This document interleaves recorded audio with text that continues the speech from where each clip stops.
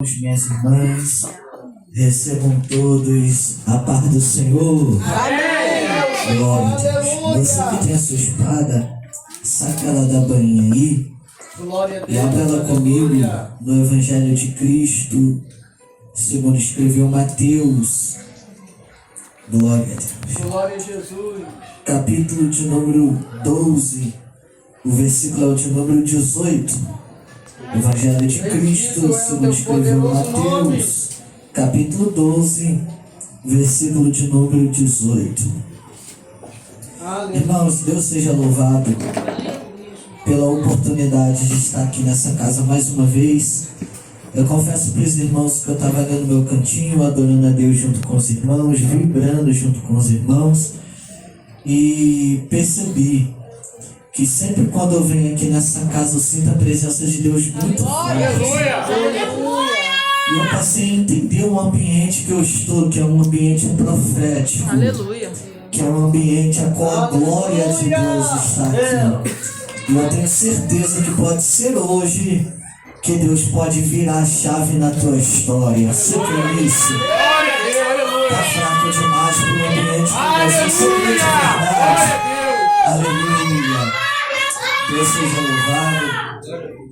Irmãos, estamos em família. Já foi dito aqui. Glória a Deus. Né? Que Deus seja louvado pela vida do meu amigo, glória a Deus, meu cunhado, pastor José, glória a Deus, do seu vice, Anderson, não é isso? Glória a Deus. Fico muito feliz. Aleluia. De hoje ter a oportunidade de ministrar a poderosa palavra do Senhor nessa data tão especial, que é o seu aniversário. E de tudo que eu vi Deus fazer na vida do José, é bom ver Deus levantar pessoas para somarem ao lado dele. Eu creio que isso é apenas 0,01% do que Deus ainda tem para fazer nesse lugar. Amém? Glória a Deus. Quem achou, diga amém. Diz assim, versículo 18. Aqui está o meu servo. A tradução aqui é um pouquinho diferente. Está escrito assim: aqui está o meu servo que escolhi, o meu amado, em quem o meu ser se agrada. Em algumas outras traduções, em quem minha alma se compraz. Porei sobre ele o meu espírito, e ele anunciará justiça aos gentios, ou anunciará o juízo aos gentios. Não entrará em discussão, nem gritará, nem se ouvirá pelas ruas a sua voz, ou não se proclamará pelas ruas, e nem se ouvirá a sua voz.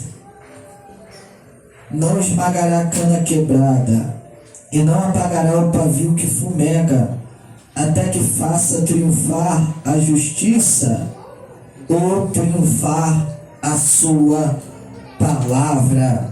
Glória a Deus. Você pode se assentar adorando ao nome do Senhor Jesus. Irmãos, eu prometo a vocês que eu vou ser bem objetivo, porque eu quero participar um pouquinho da resenha. Glória! Amém? Meu Deus! Mas eu preciso que você me empreste só alguns minutos de toda a sua atenção. E peço que você fique ligado, porque eu aprendi que em ambiente profético toda palavra que é liberada da boca de Deus se torna decreto para a nossa vida, amém? A qual é uma profecia de Isaías, conhecido como profeta messiânico, libera na sua época a respeito de Cristo. E essa profecia Cristo está falando a respeito dela após 2 vezes ele ter tentado ensinar os fariseus a respeito de misericórdia e não de sacrifício. Nós estamos falando da história do maior pregador de todos os séculos. Como Jesus pregava, José. Jesus pregava tanto que cada palavra que saía da boca dele arrastava multidões. E pessoas o seguiam. Só que quando nós percebemos a história de Jesus, o capítulo 12, nós vemos a perseguição dos fariseus, a perseguição dos gentios. e de todos aqueles que não aceitavam a palavra que saía da boca de Jesus. E nós sabemos que a vida de Jesus, antes mesmo do seu ministério se iniciar aos 30 anos de idade, olha para mim, nunca foi fácil, porque antes do nascimento de Jesus, a Bíblia nos relata que o menino Jesus já era cheio da presença de Deus. Pastor, qual é a prova bíblica disso? A Bíblia diz que certa vez Maria vai visitar Isabel em sua casa. E quando Maria chega na casa de Isabel, a Bíblia diz que a criança que estava no ventre de Isabel começa a pular, a saltar. E o texto é claro em dizer: e dentro do ventre de Isabel, João foi cheio do Espírito Santo, pelo fruto que estava no ventre de Maria. Se cumprir aquilo que está escrito em Isaías capítulo 61, a partir do verso 1, dizendo: e o Espírito de Deus desceu sobre mim e me ungiu para pregar boas novas aos mansos. Aleluia, eu estou sentindo graça. Olha o que o texto vai continuar dizendo: para restaurar os aflitos de coração, para proclamar liberdade aos cativos e para trazer liberdade da prisão aos prisioneiros. Nós vemos que quando Cristo nasce, mais uma profecia de Isaías se cumpre, porque uma estrela brilhará no céu de Belém da Judéia.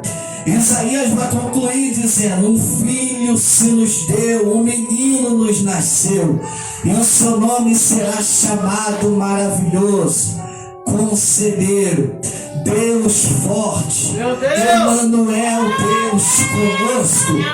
A Bíblia diz que a perseguição é tanta porque quem é ungido não vive vida mansa. Quem é ungido não vive o mar de rosas, porque quem carrega essência e presença, o negócio aperta, é diferente. Tanto que quando os magos veem que a profecia se cumpre, eles vão tomar atitude, ajunta a riqueza. A palavra que sai da boca deles, todo mundo escuta. E qual é a palavra, pastor? Nasceu o rei dos judeus. Então pega presente, pega incenso, vamos adorar ele, porque hoje a profecia se cumpre.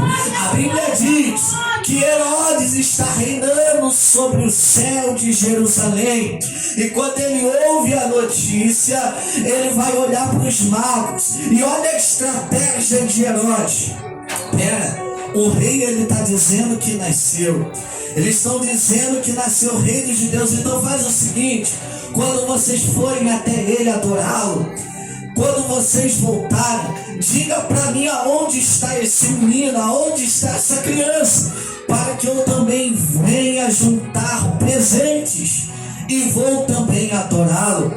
Só que o texto é claro em dizer que a intenção de Herodes, Júlio, nunca foi adorar o menino Jesus, porque Herodes é rei, e o sistema de Israel naquela época está corrompido. Como assim corrompido? Havia já, sinal da corrupção, 2 sumos sacerdotes como sacerdotes naquela época, sendo que a lei diz que sumo sacerdote só pode ter um. Sacerdote pode ter mais de um, mas sumo sacerdote, aquele que tem acesso ao Santo dos Santos, só pode um. E no sistema de Israel tem 2, Anás e Caifás. Não pode, pela lei, o rei estrangeiro reinar sobre Israel. E quem está reinando? Herodes, o Agripa. Olha aqui para mim, irmãos. A Bíblia diz que o sistema está corrompido, mas mesmo assim o rei nasce e alguém está disposto a adorá-lo. Só que quando Herodes vê a notícia, a Bíblia diz que Herodes teme. Por quê? Porque se Herodes é rei, dá para entender a mente dele. Se eu sou rei, está nascendo um também que vai ser rei.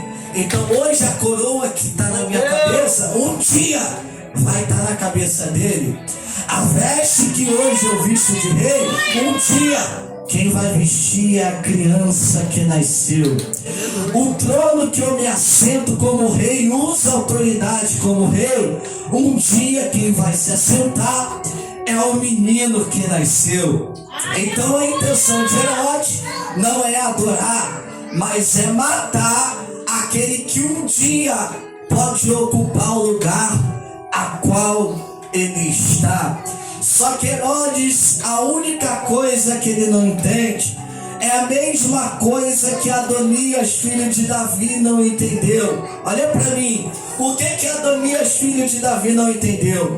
Que Davi, na sua velhice, ele não manejava mais a espada, não era mais homem de guerra, estava fraco, cansado, e o trono não era mais confortável para Davi. Algum dos seus conselheiros fala: manda no trono. Tem uma jovem virgem na cidade, se deita sobre o colo dela, porque vai ser mais confortável para o rei em sua velhice. Davi escuta o conselho, vai para a casa da jovem e se deita nos colos da jovem para ter conforto. Adonias, quando recebe a notícia, ele vai usurpar o trono do pai, seguindo o conselho do seu irmão mais velho, Absalão. Só que Absalão tentou usurpar quando Davi era homem de guerra. Fracasso. Só que agora Davi está velho, não tem mais força. Adonias falou: se o meu irmão não conseguiu, agora é a oportunidade perfeita. Pegou a coroa, pegou a veste, pegou o trono, chamou Joabe, o general do exército, chamou Abiatar, o sumo sacerdote, deu uma festa na cidade de Jerusalém, e o clamor que sobe do palácio é: viva o rei Adonias.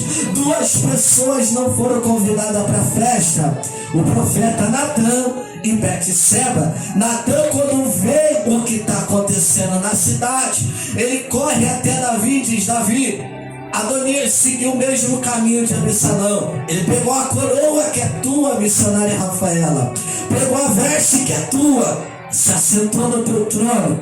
Quem está com ele é Joabe e Abiatar. Israel está clamando, dizendo: viva o rei Adonias. Na mesma hora, Betseba, com clamor de misericórdia, diz: tu que após o teu reinado, quem reinaria seria o meu filho Salomão. Só que agora quem está no trono é Adonias. Davi dá uma ordem para Natã, e a ordem é: pega o mesmo jumento que eu montei quando eu fui reinada rei, quando eu fui ungida rei. Pega a mesma unção que desceu sobre a minha cabeça. Oh, tô sentindo a unção de Deus aqui. Bota Salomão para entrar em Jerusalém, toca a buzina para todo mundo ouvir que a partir de agora Salomão é rei de Israel. E o que Herodes não entendeu, que Adonias também não entendeu, pastor? Que o que garante a permanência de alguém de pé no trono não é a coroa, não é a veste, não é o trono, mas o que garante alguém de pé é a unção do Espírito Santo. Nós aprendemos que não adianta ter trono e não ter essência. Não adianta ter coroa e não ter essência. É por isso que Herodes fica acomodado, porque tem coroa, mas não tem presença. Tem trono, mas não tem presença. Tem autoridade no sistema corrompido, mas não tem presença. E o inimigo fica preocupado, porque ele entende que quem não tem presença não fica de pé por muito tempo. Pode até roubar, mas não consegue ficar de pé. Pode até caluniar, mas não consegue ficar de pé, porque quem tem presença é diferente. Então nós vemos que a luta do menino Jesus é tão grande que ele ainda é uma criança. Um anjo aparece no sonho de José, manda fugir para o deserto. O deserto faz parte da história de Cristo. Porque Herodes dá uma ordem: mata todos os meninos de 2 anos para baixo. Só que Herodes, além de não conhecer e não entender que o que garante alguém no trono é a unção, Herodes também não lia a Bíblia. Porque se Herodes lesse Bíblia, ele entenderia que há mais de 2000 anos antes de Cristo, Aconteceu a mesma história no Egito de Faraó Neco. Aleluia. Alguém tentou antes de Jesus acabar com o projeto que era Moisés. Só que quanto mais a ordem de morte chegava, mais o projeto crescia. Aleluia! Olha pra cá.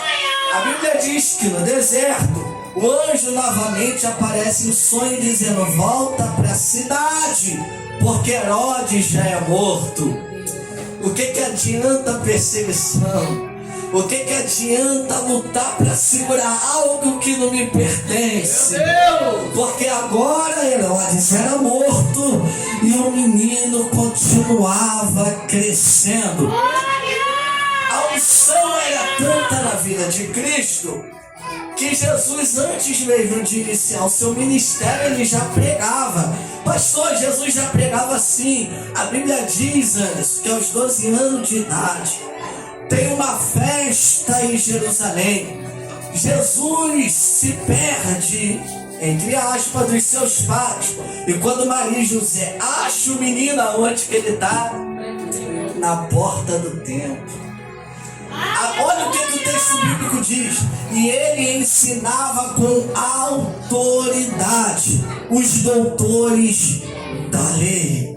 Agora a gente está falando de uma criança que ainda não tem formação na lei.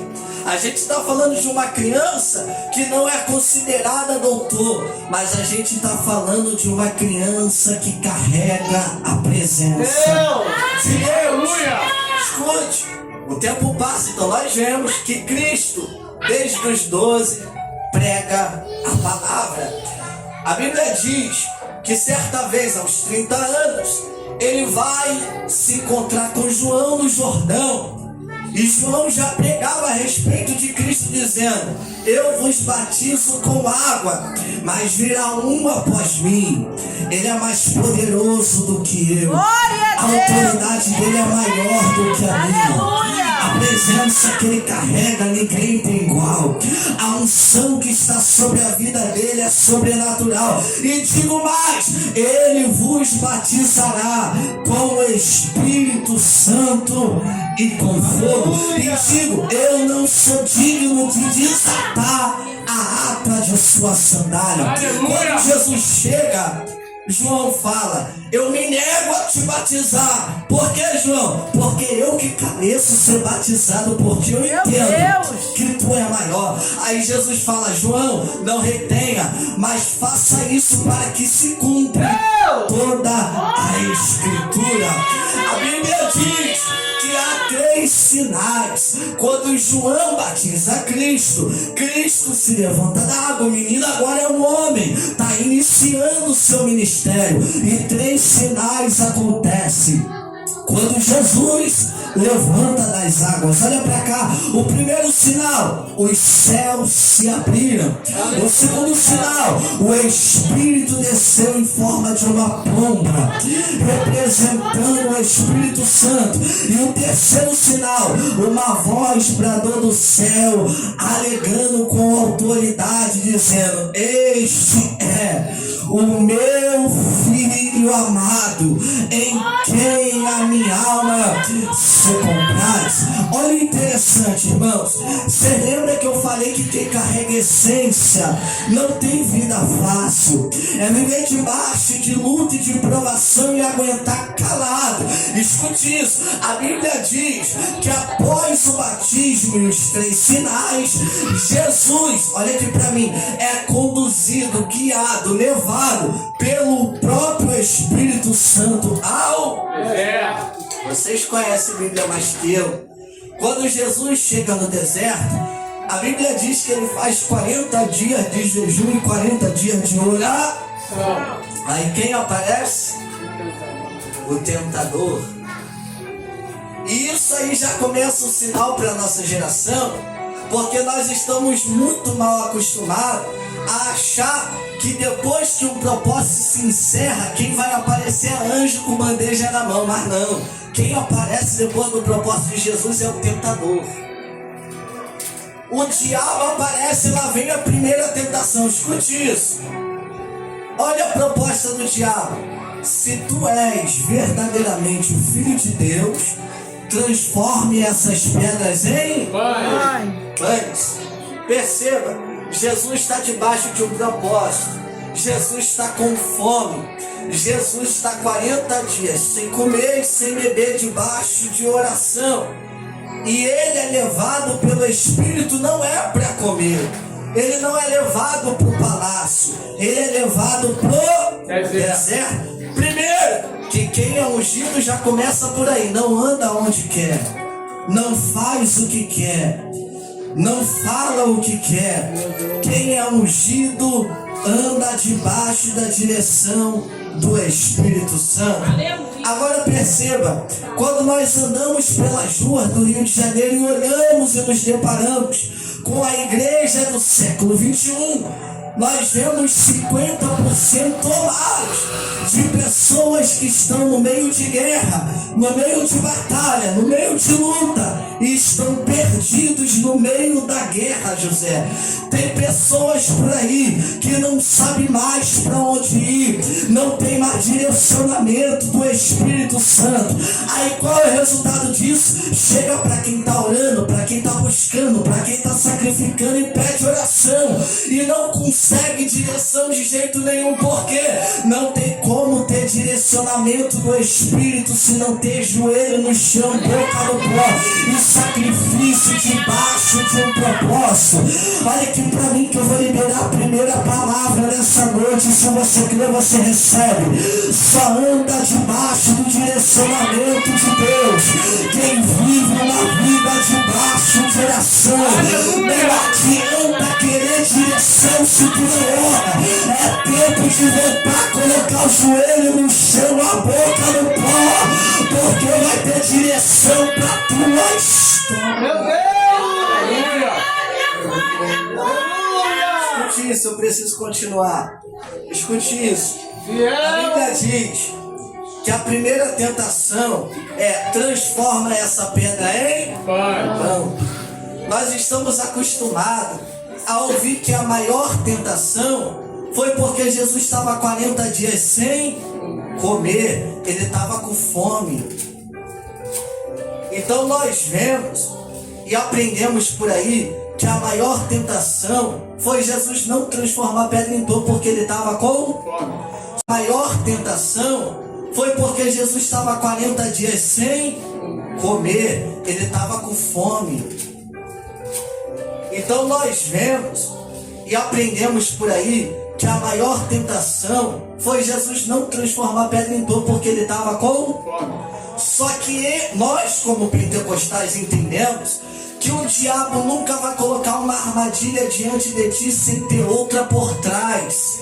Eu vou repetir isso para você pegar. O diabo nunca vai colocar uma armadilha diante de ti sem ter outra por trás. O verdadeiro propósito e intenção do diabo aqui não era que Jesus matasse a sua fome física, não era que Jesus transformasse a pedra em pão, mas era que Jesus duvidasse a respeito daquilo que Deus liberou de quem ele era. Porque o diabo não estava nem aí. Se transformar a pedra em pão, tanto faz. Mas eu quero que tu prove para mim que se você é verdadeiramente aquilo que Deus falou que você é. Você lembra quando Jesus subiu na água? Deus já liberou a palavra dizendo: esse é o meu filho amado, em quem a minha alma se compraz. Aí o diabo praticamente está olhando para Cristo e dizendo: se verdadeiramente tu é aquilo que Deus liberou a teu respeito, prova para mim que essa palavra é verdadeira. Aí Cristo dá 2 tapas na cara do diabo dizendo: nem só de pão viverá o homem, mas de toda a palavra que sai da boca de Deus. Eu já vi pessoas olhar para mim e me perguntar: mas como é que pode a gente viver essa palavra se nós somos homens e precisamos do pão para nos alimentar? Mas nunca foi sobre o físico, sempre foi sobre o espiritual. É Cristo olhando para o diabo dizendo: Satanás, eu não dependo da tua opinião para crer naquilo que Deus já liberou a meu respeito. Acredite você, deixe de acreditar. Aquilo aquilo que Deus já liberou a meu respeito, é disso que eu vou viver. Lá vai a primeira palavra para quem tem mão para levantar em boca para dar glória. Eu estou pregando para alguém aqui que tem marcas de guerra na tua história. Olha para o teu passado, meu filho. Se fosse para você parar, você já tinha parado. Olha quanta luta tu já venceu. Olha quanta dor tu já suportou. Aí tem alguém que aparece diante de você. Será que Deus vai cumprir mesmo? Será que Deus vai fazer mesmo? Lá vai a palavra para o inferno ouvir. Nós não dependemos da opinião de terceiros. Se Deus já liberou a palavra, é isso que eu vou viver. Vai parar, não vai aguentar pressão, vai morrer. Enquanto tem alguém do outro lado, anjos, aleluia, o céu gritando, eu acredito que ele vai vencer, eu acredito que ela vai suportar. Aí escute isso, eu imagino Cristo não caiu em duas tentações. Aí o diabo leva ele para o reino mais alto, oferece todos os reinos, os demônios olhando e dizendo, oferece mais, dá mais para ele, tenta comprar ele de tudo qualquer jeito, oferece carro, oferece casa, dá proposta, coloca dinheiro, coloca poder na frente dele, coloca reino na frente dele, porque ele vai cair, enquanto o céu está olhando para Cristo dizendo, eu creio que não vai se dobrar, eu creio que não vai se corromper, eu creio que não vai parar, eu acredito na tua história. Pastor, o que Cristo nos ensina com isso? Porque Cristo estava no deserto não tem amigo, no deserto não tem multidão, no deserto não tem discípulo, no deserto não tem gente que foi curada torcendo por ele, é ele sozinho, enquanto não tem ninguém para acreditar nele, o céu está gritando, por mais que ninguém acredite, eu acredito na tua história. Eu vou liberar a palavra, eu estou pregando para alguém aqui que ninguém acreditava na tua história. Tem gente que olhou para você e disse, não passa dos limites, não tem mais jeito, acabou, já era. Tem gente que talvez, José, viu a gente cair e falou, acabou, é ponto final, mas eu aprendi que aonde o homem coloca ponto final, Jesus veio com caneta de ouro para colocar vírgula na história. Lá vai a palavra, por mais que alguém não acredita na tua história, o céu está gritando, eu acredito na tua história. Você lembra do teu passado? Você lembra quando o diabo pisava no teu pescoço e quebrava? Você lembra quando o diabo bebia no teu sangue de canudo? Olhava para você e dizia, tu é fraco sem força, tu nunca vai sair dessa situação. Aí Jesus grandão se levantou, segurou a tua mão, te colocou de pé, te salvou, constituiu um chamado sobre a tua vida, olhou para você e disse, eu acredito na tua história. Quando todo mundo desacreditou, o céu acreditou. Quando todo mundo duvidou, o céu acreditou. Agora tu entende porque tu ainda está de pé. Tua alma geme, mas tu está de pé. Tu está sentindo a ferida na pele, mas tu continua de pé. Todo mundo te abandonou, mas tu continua de pé. Tem gente que te traiu, mas o propósito está vivo. Tem gente que te roubou, mas o propósito está vivo. Por que, pastor? Porque quem garante o propósito é o mesmo que te chamou e liberou uma palavra. E assim diz o Senhor, as portas do inferno não vão prevalecer contra a tua história. Glória, glória, glória, glória, glória, glória, glória. Eu estou sentindo a presença de Deus aqui. Eu estou pregando para alguém que já passou talvez por depressão. Eu estou pregando para alguém que já teve crise de ansiedade. Eu estou pregando para alguém que já gemeu na madrugada, chorou na madrugada. Eu estou pregando não teve força para falar. Eu tô pregando para alguém que talvez a tua família te abandonou, os teus amigos te abandonou, mas quando tu achou que estava sozinho, o céu estendeu a mão. Eu disse, eu tô no controle, eu tô no controle, eu tô no controle. Eu vou te dar 15 segundos para você mostrar pro diabo que a tua casa tá de pé, o teu ministério tá de pé.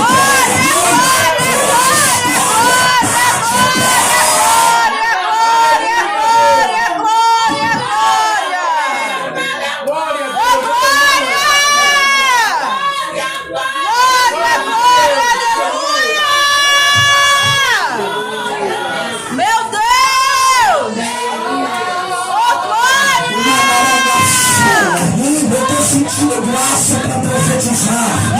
Dizer assim, igreja, se prepara, porque em meio à calúnia de muita gente, em meio à dúvida de muita gente, em meio à falsa amizade de muita gente, o céu está de mão estendida dizendo, o mesmo que prometeu, ele é fiel para garantir a estabilidade dessa história.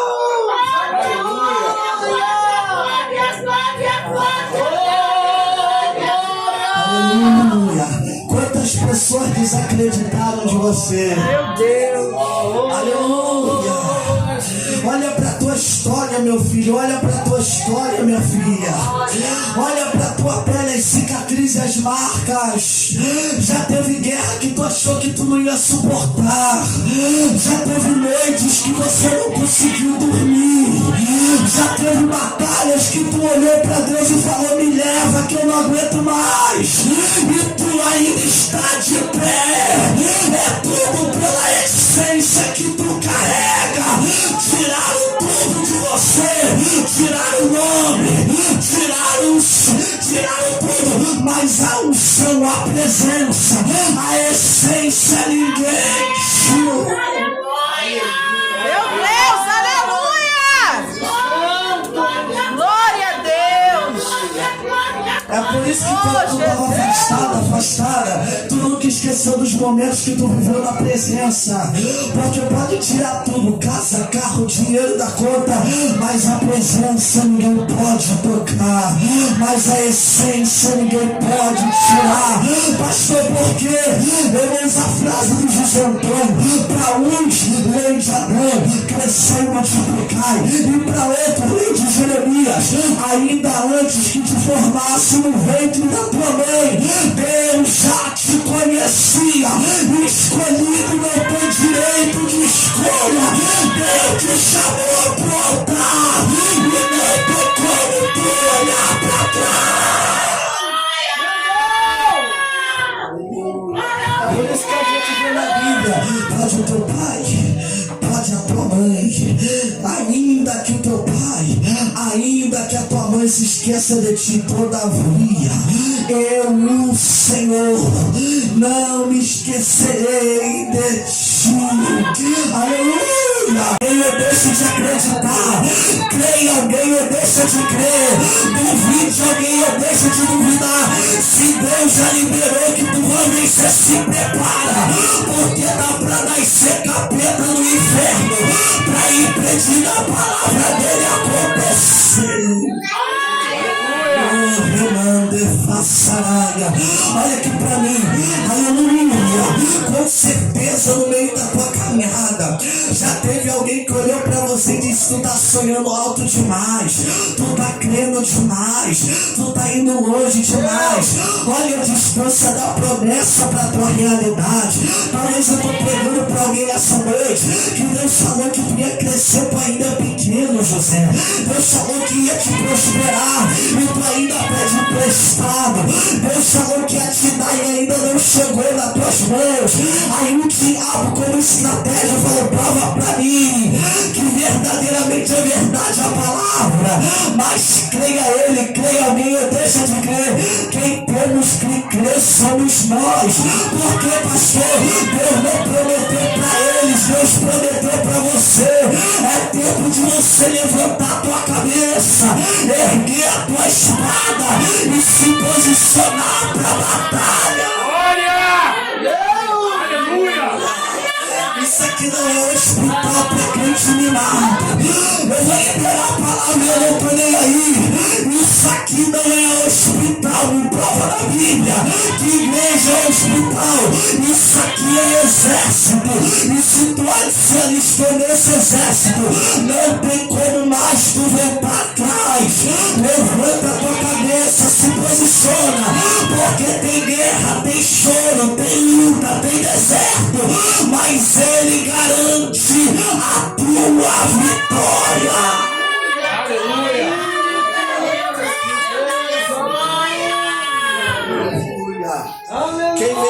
Quem vive de promessa, diaconisa, é deputado. Quem vive de promessa, é prefeito, é presidente.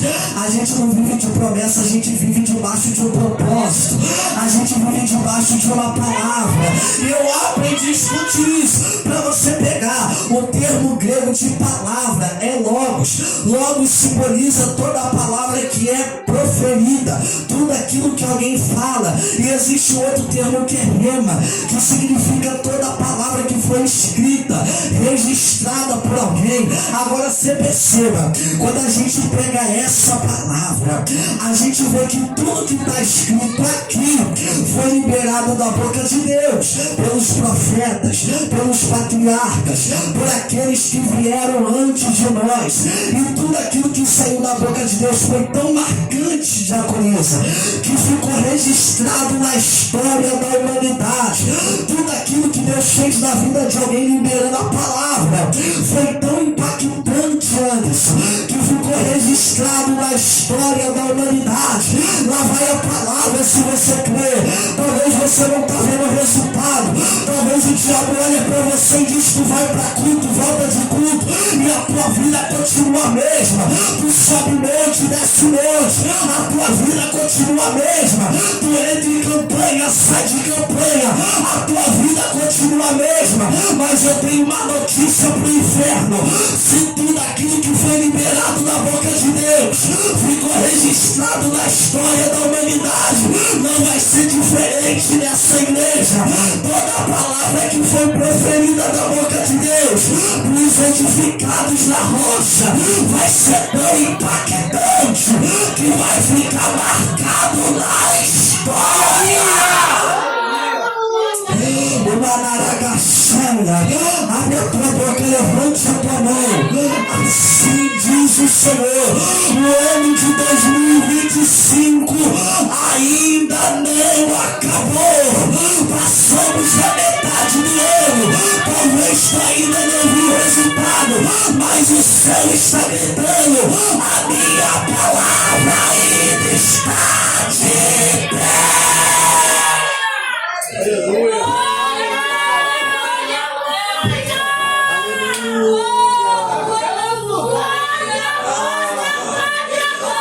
Escute isso para você pegar a segunda tentação. Escute isso, a segunda tentação. A Bíblia diz que agora o mesmo Cristo que carrega a presença, o mesmo Cristo, o ungido de Deus, o escolhido de Deus, o Cordeiro de Deus, ele é levado à cidade santa, Jerusalém, ao pináculo do templo. E a proposta do diabo é: está escrito que aos teus anjos dará ordem ao teu respeito, para que não tropeces com o teu pé em... Quem está comigo? Para que não tropeces com o teu pé em pedra. Aí Jesus dá outro tapa na cara do diabo e diz: também está escrito: não tentarás o Senhor teu Deus. Agora você percebe que Cristo, não é o caso de Cristo, mas quando ele foi levado ao deserto, quem levou foi o Espírito. E quando ele foi ao lugar alto, quem levou foi o diabo. A nossa geração está muito acostumada, Júlio, meu cunhado, a olhar para quem está lá em cima e dizer: está exaltado, está debaixo da direção, está cheio de Deus. E olhar para quem está no deserto e falar, julgar, dizendo: está no pecado, alguma coisa está errada. Sendo que a Bíblia aponta que tem muita gente que vive em deserto sendo guiado, direcionado pelo Espírito, enquanto tem muita gente em lugares altos sendo levado pelo diabo. Cuidado com quem tu anda aplaudindo, cuidado com quem tu fala que admira, porque é melhor viver no deserto com o Espírito do que em lugares altos com o diabo.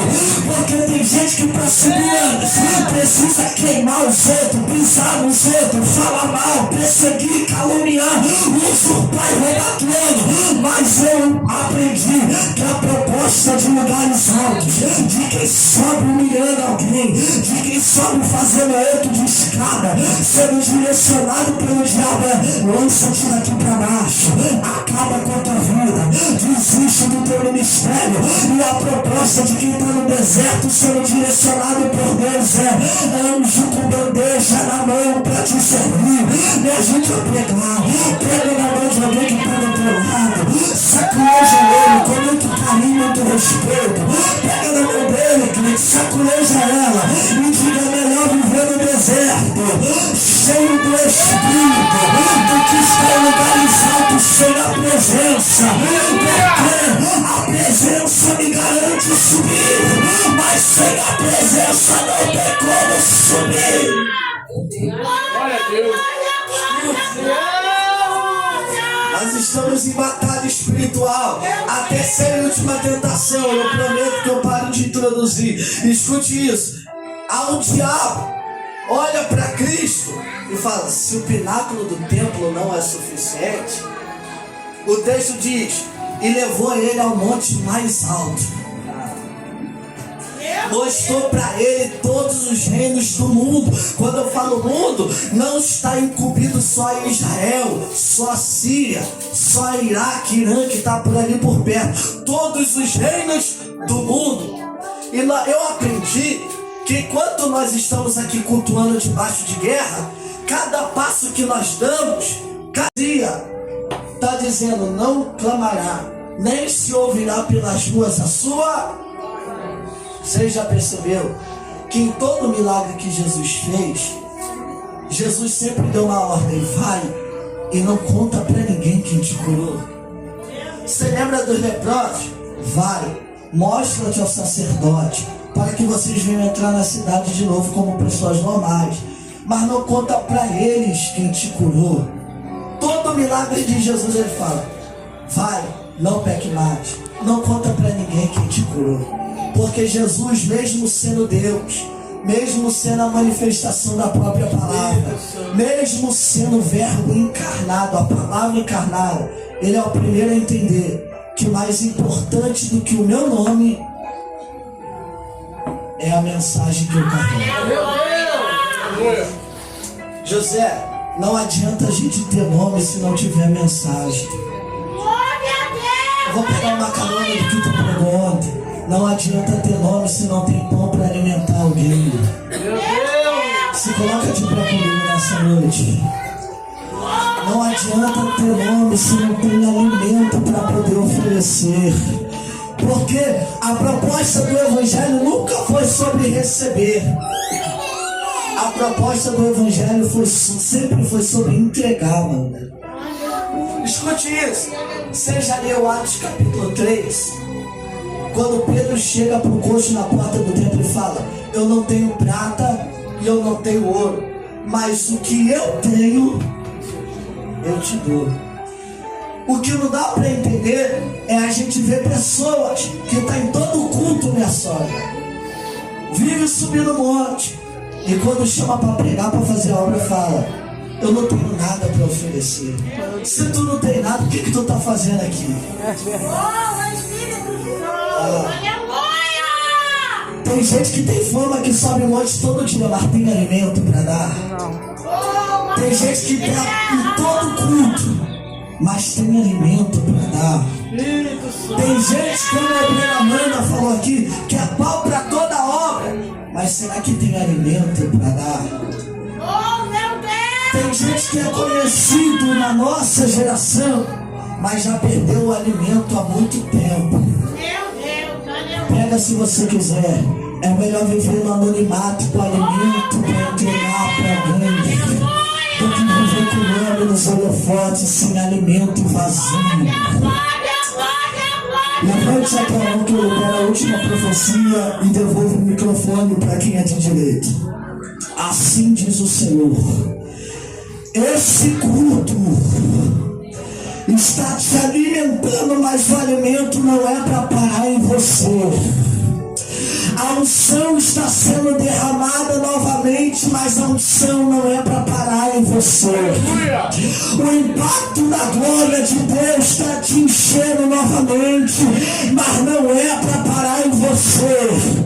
Se prepara para abrir a tua boca e estender a tua mão, porque o mesmo Deus que está derramando sobre a tua vida, através da tua vida, vai derramar sobre a vida de alguém. E se você crê nessa palavra,